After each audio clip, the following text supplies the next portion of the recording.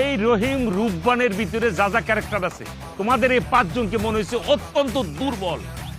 মোট কথা আমি তোমাদেরকে এমন ভাবে চর্চা করাবো যাতে করে ফিল্ডে গেলে কেউ বুঝতেই পারবে না তোমরা যে দুর্বল, ঠিক আছে না?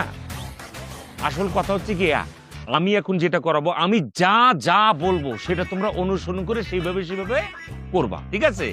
আমি যা যা বলি তাই করবা।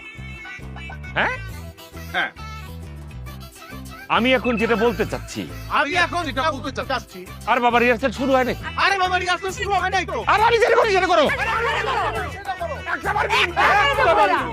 আমি যেভাবে বলবো সেভাবে করবো, কিন্তু মেজাজটা কিন্তু খারাপ হইতেছে।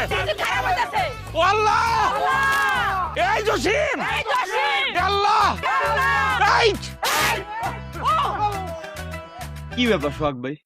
যা কইবেন তাড়াতাড়ি কোন, আপনি বলে কিছু কইবেন? আমার তো রিহার্সালে দেরি হয়ে যেতেছে, যাইতে হইব। কই কই সবুর যাবি তো। আচ্ছা ভালো কথা, তোর আম্মা কেমন আছে? তার না ওই যে বাতের ব্যথা হয়েছিল।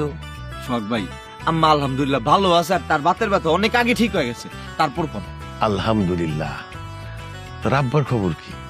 আচ্ছা কত দিন ধরে এই মানুষটারে পান দোকানদারি করাবি, একটা মুদি দোকান কইরা দে। সোহাগ ভাই কি কইতাছেন আপনি? আমি কি চাকরি বাকরি করি যে হ্যাঁ আমি মুদির দোকান দিয়ে দিব?